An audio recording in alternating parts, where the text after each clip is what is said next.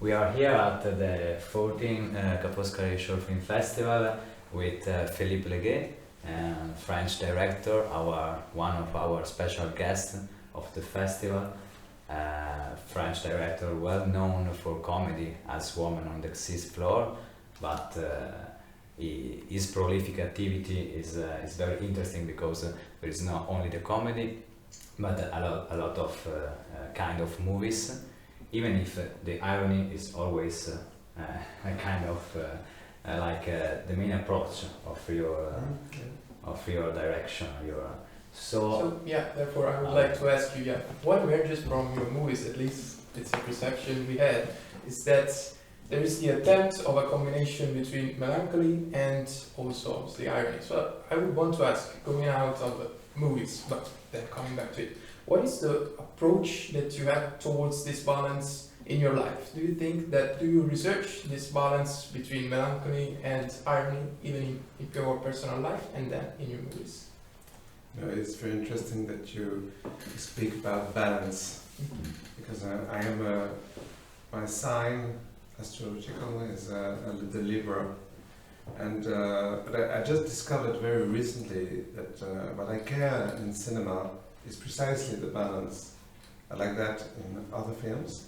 I mean, when I go to cinema, I like when there is a kind of balance between drama and humor, like for instance, like in Hitchcock and many great directors combine these two elements. I hate everything that is radical. You know, sometimes there are some great directors, but it's radical. So it's like the ultimate achievement to be radical.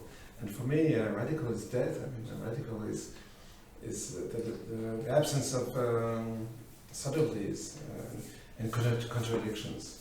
I love when the characters, for instance, have contradiction. When they want something and they want something else, and they are torn between two things.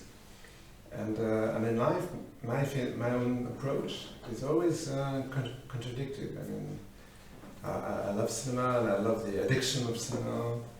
And for many years, I was really an addict. You know, I would see sometimes 3 films a day when I was 20, maybe a bit later.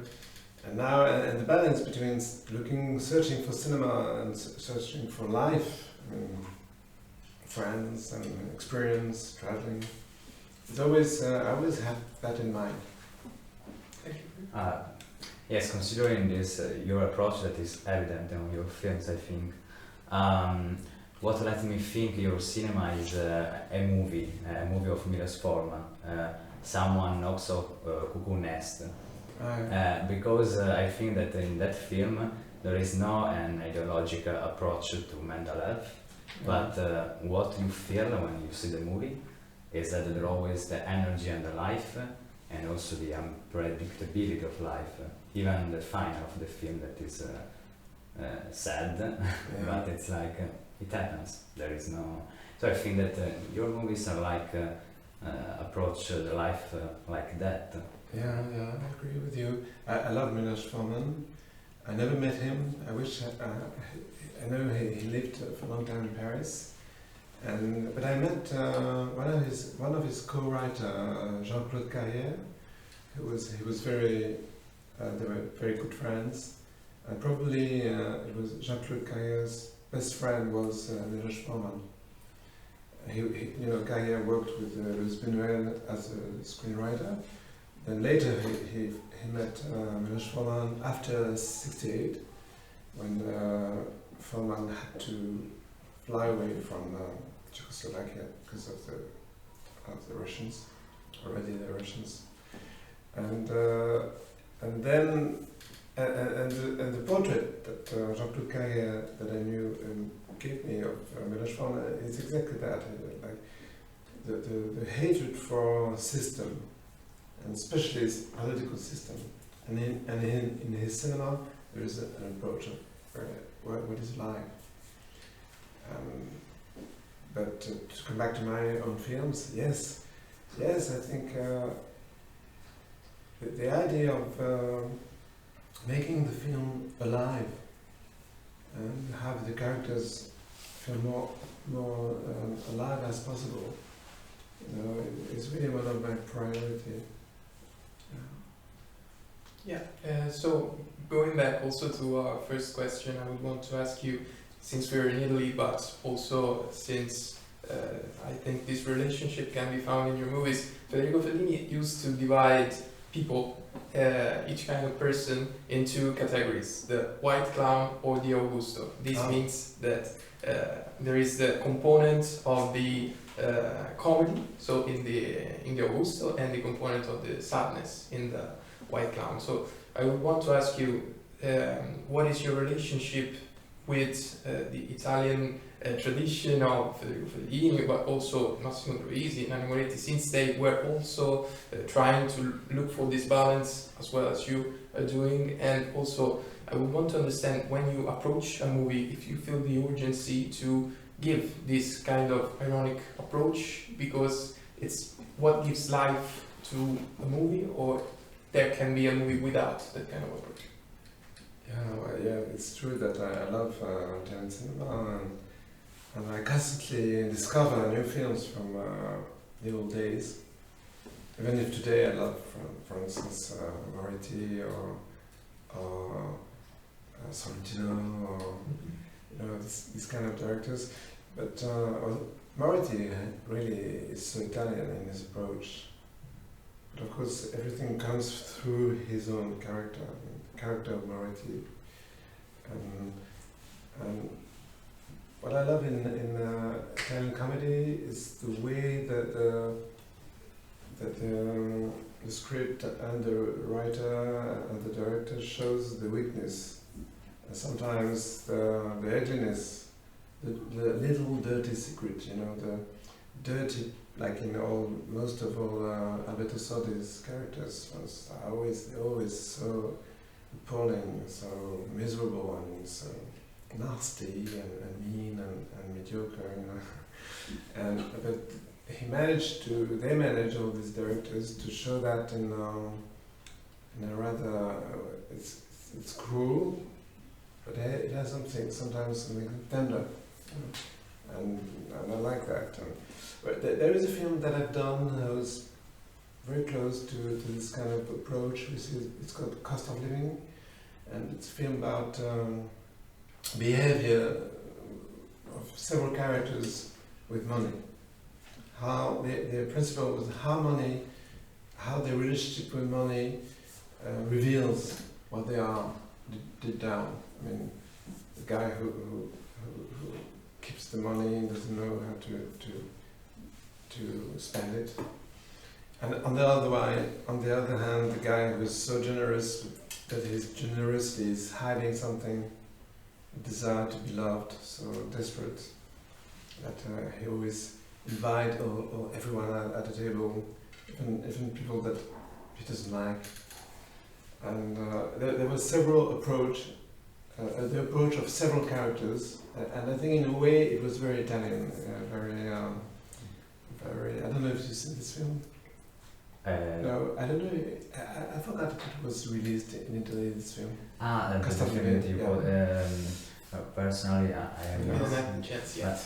But anyway, in the Women of 6'4", the couple, the main characters, have this kind of.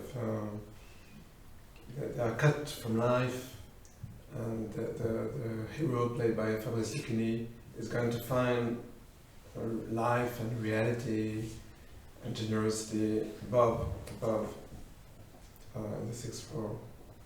Yes, the symbolism of money for people. You mean? Yeah. You mean that the money is like yes. Well, it wasn't a symbol. It was really very practical. Okay. Like, for instance, if you go to a restaurant with a friend, who pays the bill? Yeah, that's very Italian. I don't know if you saw Minestrone by Sergio Citti with Benigni. I don't know if you have Benigni. I know Benigni, but I haven't seen this one, no. Yeah, it's all a movie about people starving and trying to avoid pain. So that's very Italian, but also obviously the tradition from the Siga, from neorealism. Yeah. So I can understand. That's what I think. That is. We're quoting people, Italian actors. I don't know if you have the chance. Okay.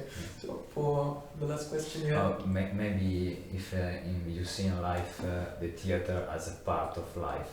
I mean that maybe you have also interest in theater, but Yes. what we can perceive from recycling with Molière and so on is that the theater is like part of life. I mean that there is theater in the life. Yes. Like maybe Fellini.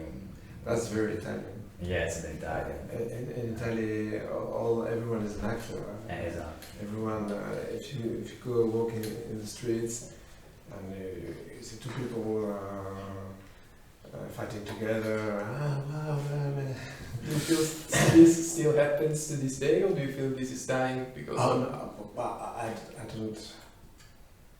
don't have that much experience of everyday life in Italy, but I guess you may answer better this question. I think it's still there. I think even in politics, the way people express themselves, and it's true that there's a connection in Italy because the camera just grabs the reality, and the reality is already a theater. And the film I've done, Cycling with Molière, it was a kind of variation on The Misanthropist by Molière. But it was a story of two actors, one very successful, rather cheap actor who's a star in TV, and who plays in sitcoms, and he wants to play a big serious part in theatre, and that's Molière's play, The Misanthrope. And he goes to a famous actor, very impressive, but he's retired because he became a misanthrope. Yes, so that's the situation. But of course the film explores what is to be a misanthrope and what is to be the need to be loved and the need to act, sometimes in a very poor way, you know. But it constantly refers to the play of Molière, which is really such a masterpiece. The film is kind of variation. I thought for many years when I began to write the script that theater and cinemas were opposite. And theater, you know, it's really the studio. I mean, the escape from reality. And I already had made two films with Philippe Le Guay, this actor who is a great theatre actor, and we were cycling in on an island, and the sun was going down, and suddenly, and I said, you behave like a misanthrope. And then he began, while we were on the bike, he began to recite the first scene of first act of the play. And that in this moment I would see both the language, I mean the word, the verse of Molière and the reality put together. It was like a synthesis, and it was very, very moving. We both had almost tears in our eyes. And I said to him, "We're going to film about cycling with Molière, both the combination of the bike and the theatre." There's personally I see a continuation. It's like there is no boundary. Yeah. But yes, it's always something that goes on. I don't know how to explain. Yeah. We're trying to construct the rainbow, as I was saying to him. For me, there are also great inspiration, which comes from a novel, and especially something called in France. It's called le romanesque. The romanesque deals with really something which is like, for instance, the coincidence in life. That you haven't seen a friend for 20 years, and suddenly you are in the middle of nowhere, and this guy appears, and we all have many memories of how strange things, coincidence, accidents occur to us, And I think cinema is really a perfect form to catch this kind of essence. Because there's a need in us that allows to believe that reality can be mysterious and can be surprising, exactly. And that's also one of my inspirations. May I ask you, probably it's the last question. Okay. I wanted to understand one thing, because maybe looking at Fellini, which is my personal inspiration, I see a clear direction in terms of questions addressed in his movies. Like since 8½, the direction is existentialism, like finding an answer to those questions. And then it seems like those questions found an answer. So I want to understand, what did you perceive in your personal production, like the need to switch from those kind of questions, if you ever felt the urgency to address them, and then maybe you found a resolution and moved to other ways of approaching art and cinema too? Maybe it's too wide of a question. No, it's fine, but I think for a long time, my first film was called The Two Fragonard. Fragonard was a painter in the 18th century, and a very light painter, with pure 18 inspiration, like Tiepolo or Longhi. Is it Longhi? The Italian painter of Venice. Pietro Longhi. We're unprepared. Sorry, we don't know. We're unprepared. Pietro Longhi is amazing. It's really, he shows all this mask and this play, and that was my first film about it. And there was also a dark character in this film, the other Fragonard, who would cut corpse and find a way to keep the wax and the flesh, and it was like very morbid. And there was the issue of the violence, and for a long time in my films I hate the idea of violence. And recently I made 2 films that deal with violence, especially a film called The Man in the Basement. And I was surprised of the way violence suddenly comes in our lives, in our world, especially today, because we live a very difficult moment in our civilization. And I had, of course, no explanation. I remember there was a question to Fritz Lang, the famous German director. One would ask, what do you think? Is it the man who's bad, or is it society that makes him to be bad, turns him into bad guy? And after a long thought, he answered like 50-50, which is a way of not answering. But I think that what's nice about filming is you ask yourself questions, but it's not really the answer that is important. It's really the stories you try to get the spectator into, and the journey that you want to experience with the spectator. And well, it doesn't really matter the answer. And sometimes the spectator has different answers and find different answers. And I think the more the film is open to various interpretations, the best it is. That's how I want to answer it. So that's the best answer. Yes. Thanks for your time then. Thank you. It was great. We can finish with this Maybe answer. you will have other questions?